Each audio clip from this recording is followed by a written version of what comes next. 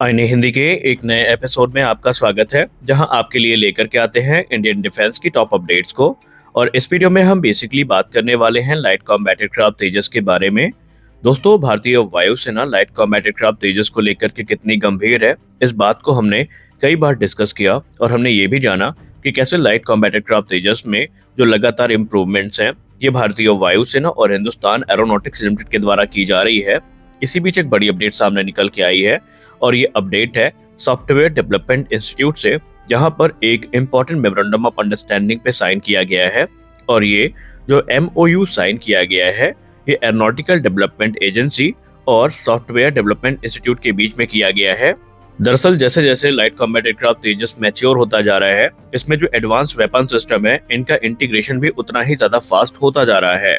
और इस समय इंडियन एयरफोर्स लगातार जो लेटेस्ट वेपन सिस्टम है, इससे लाइट कॉम्बैट एयरक्राफ्ट तेजस को इक्विप कर रही है।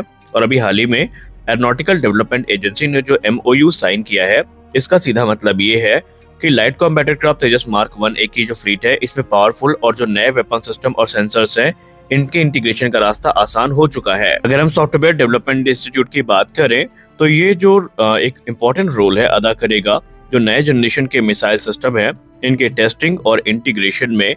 जैसे कि अगर हम बात करें Astra mark 3 beyond visual range air to air missile की, तो इसका जो इंटीग्रेशन होगा उसमें इनकी भूमिका काफी ज्यादा इंपॉर्टेंट होने वाली है। इसके अलावा तारा, जो कि स्मार्ट एमिनिशन सीरीज के बॉम्ब्स हैं, जिसमें 250 किलोग्राम, 450 किलोग्राम और 500 किलोग्राम के जो वेरिएंट्स हैं, ये हमें देखने को मिलेंगे। इनके इंटीग्रेशन में भी ये एक महत्वपूर्ण भूमिका निभाएंगे। इसके अलावा जो रुद्रम सीरीज की मिसाइल हैं, जिनमें क्रमशः रुद्रम मार्क 1, रुद्रम 2 और रुद्रम 3 मिसाइल हैं, ये भी कंफर्म हो चुका है कि लाइट कॉम्बैट एयरक्राफ्ट तेजस का हिस्सा बनेगी। इनफैक्ट यहाँ तो रिपोर्ट ये भी सामने आ रही है कि रुद्रम 1 को छोड़ करके बाकी की जो 2 मिसाइल्स हैं, जिनमें क्रमशः रुद्रम 2 और रुद्रम 3 है, इसके 2 अलग अलग वेरिएंट्स हमें देखने को मिलेंगे लाइट कॉम्बैट एयरक्राफ्ट तेजस में। पहला वेरिएंट होगा as a anti radiation missile, जिसको इस्तेमाल हम कर सकेंगे। और दूसरा वेरिएंट होगा एक ग्राउंड स्ट्राइक मिसाइल का, जो कि इमेजिंग इंफ्रारेड के साथ में आएगी। और इसका इस्तेमाल जो एनिमी के इंफ्रास्ट्रक्चर हैं, जैसे कि उनके एयरबेस हो गए, उनके रनवे हो गए, एम्युनिशन डिपो हो गया, या दूसरे जो उनके कमांड एंड कंट्रोल पोस्ट है, उनको हम तबाह कर सकेंगे। और सेम चीज हमें रुद्रम 3 के साथ भी देखने को मिलने वाली है। इसके अलावा एसडीआई के पास एक जिम्मेदारी होगी ब्रह्मोस नेक्स्ट जनरेशन मिसाइल के इंटीग्रेशन की, क्योंकि हम सब जानते हैं कि ब्रह्मोस का जो इंटीग्रेशन है 2025 तक शुरू कर दिया जाएगा लाइट कॉम्बैट एयरक्राफ्ट तेजस में, और उसके इंटीग्रेशन की जिम्मेदारी भी इनके द्वारा ही पूरी की जाएगी। यानी कुल मिलाकर के भारतीय वायुसेना का जो तेजस प्रोग्राम है, उसमें एसडीआई की भूमिका सबसे इम्पोर्टेंट होने वाली है। 36 एयरक्राफ्ट ऑलरेडी ऑपरेशनल हैं और 83 तेजस मार्क 1A जेट्स को 2021 में ऑर्डर किया गया था, जिसमें से पहला एयरक्राफ्ट क्रमशः हमें शायद इसी महीने देखने को मिल जाए। और 2024 अगस्त तक तकरीबन 4 की संख्या में तेजस मार्क 1A फाइटर जेट भारतीय वायुसेना का हिस्सा बनते दिखाई पड़े। वहीं 30 नवंबर 2023 को डिफेंस एक्विजिशन काउंसिल के द्वारा एडिशनल 97 जेट्स का जो खरीद प्रस्ताव था, इसको अप्रूव कर दिया गया है। और तकरीबन भारतीय वायुसेना के पास भविष्य में 200 से ज्यादा लाइट कॉम्बैट एयरक्राफ्ट तेजस हो सकते हैं। इसके अलावा तेजस के वेपन कैरिंग कैपेसिटी को भी काफी डीपली स्टडी किया गया है और जो नए पायलट्स हैं, इनको विकसित किया जा रहा है। जैसे कि एक विंड टनर मॉडल सामने आया था, जहां पर हम ये देख सकते थे कि तेजस में जो डुअल रैक पायलट्स हैं, इनका इस्तेमाल किया जाएगा भविष्य में, जिसमें एक पायलट में ही 2 मिसाइल्स को कैरी किया जा सकेगा। यानी 2 शॉर्ट रेंज की जो एयर टू एयर मिसाइल है, जिनमें क्रमशः एशरैम हो सकती है, तेजस उसको कैरी करने में सक्षम होगा, जिसकी वजह से तेजस की जो स्ट्राइक कैपेसिटी है, ये काफी ज्यादा इनहैंस होगी। एसडीआई की बात करें, जितना इंपॉर्टेंट इनका रोल तेजस मार्क 1A प्रोग्राम में है वेपन इंटीग्रेशन और टेस्टिंग को लेकर के, और उसके लिए सॉफ्टवेयर डेवलपमेंट को लेकर के, उससे कहीं ज्यादा इंपॉर्टेंट रोल इनका तेजस मार्क 2 प्रोग्राम में होने वाला है। क्योंकि तेजस मार्क 2 प्रोग्राम में हमें काफी नए वेपन सिस्टम देखने को मिलेंगे, और इसमें से कुछ जो वेपन सिस्टम है, ये विदेशी भी हो सकते हैं और उनका इंटीग्रेशन काफी सुगमता के साथ हो। इस चीज को पूरा करने की जिम्मेदारी भी एसडीआई के कंधों पर होने वाली है। हालांकि तेजस मार्क 1A प्रोग्राम की बात करें, तो हाल ही में एक रिपोर्ट सामने आई थी कि जो पहला अपग्रेडेड तेजस मार्क 1A फाइटर एयरक्राफ्ट है, अपने पहले उड़ान की तैयारी कर रहा है। और फरवरी में ये कहा गया था कि फरवरी के अंत तक इसकी पहली उड़ान को आयोजित कर लिया जाएगा। हालांकि अभी तक कोई कंफर्मेशन सामने नहीं आई, तो अभी इस पॉइंट पे हम ये नहीं कह सकते कि क्या पहली उड़ान हुई भी है या नहीं। लेकिन अगर हम टाइमलाइन की बात करें तो यहाँ पर माना जा रहा है कि शायद इसी महीने के अंत तक ये एयरक्राफ्ट भारतीय वायुसेना को डिलीवर कर दिया जाएगा। तेजस मार्क 1A में तेजस मार्क 1 की तुलना में 43 अलग अलग इंप्रूवमेंट्स करी गई हैं, जिसमें एक नया मिशन कंप्यूटर शामिल किया गया है, स्मार्ट मल्टी फंक्शनल डिस्प्ले शामिल करी गई है जिनको हम MFD कहते हैं, active electronically scan array radar यानी ऐसा रेडार भी हमें देखने को मिलेगा, एक एडवांस इलेक्ट्रॉनिक वॉरफेयर स्वीट भी देखने को मिलने वाला है।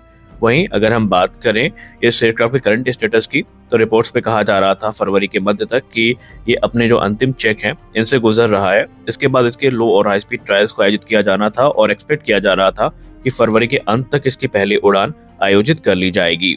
हालांकि अभी मार्च शुरू ही हुआ है, इसलिए हो सकता है कि इसी हफ्ते हमें इसको लेकर के कुछ बड़ी अपडेट्स देखने को मिले।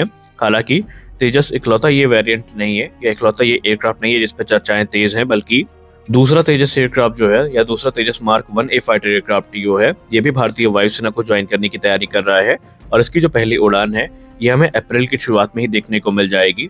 और इंडियन एयरफोर्स अपनी शुरुआती तेजस मार्क 1A की जो स्क्वाड्रन है इसको नाल एयरबेस जो कि राजस्थान में स्थित है यहाँ पर डिप्लॉय करने के लिए तैयारी कर रही है। बेसिकली ये जो एयरबेस है ये अभी तक MiG-21 बाइजन्स को ऑपरेट करता था, लेकिन अब ये जो बाइजन्स हैं इनको तेजस से रिप्लेस किया जाएगा। इनफैक्ट तेजस वो एयरक्राफ्ट है जो MiG-27, MiG-23 और MiG-21 के बाद जो एक गैप क्रिएट हुआ है इंडियन एयरफोर्स में, इसको फिल करने का काम करेगा। और यही कारण है कि भारतीय वायुसेना काफी बेसब्री के साथ इनका इंतजार कर रही है। और आपको हमने पहले भी रिपोर्ट में बताया कि सिर्फ भारतीय वायुसेना इस समय तेजस मार्क 1A पर अपना ध्यान केंद्रित नहीं की है, बल्कि उनका ध्यान उन पुराने एयरक्राफ्ट की तरफ भी केंद्रित हुआ है जो कि IOC स्टैंडर्ड के हैं, जिन्हें वर्ष 2016 में स्क्वाड्रन 45 यानी फ्लाइंग टाइगर्स में इंडक्ट किया गया था। जो इनिशियल ऑपरेशनल क्लियरेंस के एयरक्राफ्ट हैं इनको FOC प्रदान किए जाने की जो प्रक्रिया है इसकी शुरुआत हो चुकी है और ये कार्य हिंदुस्तान एरोनॉटिक्स लिमिटेड और इंडियन एयरफोर्स के द्वारा किया जाएगा। अब आप यहाँ पे आप लोग पूछेंगे कि IOC से FOC में कन्वर्ट करने में क्या नई चीजें हमें देखने को मिलेंगी उस एयरक्राफ्ट में, क्या वो पूरी तरीके से तेजस मार्क 1A बन जाएगा? तो ऐसा नहीं है, पूरी तरीके से तो वो तेजस मार्क 1A नहीं बन पाएगा, लेकिन हाँ उसमें कुछ बड़ी चीजें ऐड कर दी जाएंगी। जैसे कि IOC स्टैंडर्ड के जो तेजस हैं इनकी BVR कॉम्बैट कैपेबिलिटी लिमिटेड है, लेकिन इस अपग्रेड के बाद FOC मिलने के बाद इसमें जो नेक्स्ट जनरेशन के एयर टू एयर मिसाइल्स हैं जिसमें डर्बी ER हो गई या फिर अस्त्र मार्क 1, अस्त्र मार्क 2 और अस्त्र मार्क 3 जैसी जो मिसाइल्स हैं इनका रास्ता आसान हो जाएगा। अस्त्र मार्क 1 की बात की जाए तो ये 110 किलोमीटर तक मार करने में सक्षम है और इसे R-77 का एक परफेक्ट रिप्लेसमेंट माना जा रहा है। अस्त्र मार्क 2 को मीटियोर की कैटेगरी की मिसाइल मानी जाती है जो कि 160 किलोमीटर तक मार करने में सक्षम है। वही अस्त्र मार्क 3 300 किलोमीटर तक मार करने में सक्षम होगी। तो इन सारी मिसाइल से इनको इक्विप किया जाएगा। इसके अलावा जो advance air to ground weapon system है इन्हें भी लाइट कॉम्बैट एयरक्राफ्ट तेजस में इंटीग्रेट किया जाएगा और इसके अलावा इसमें जो कह सकते हैं इसका फ्लाइट एनवेलप है ये काफी एक्सपैंड किया जाएगा। इसमें हवा में ईंधन भरने की क्षमता ऐड की जाएगी जिसके बाद ये जो लॉन्गर मिशन है इनको एग्जीक्यूट कर सकेगा।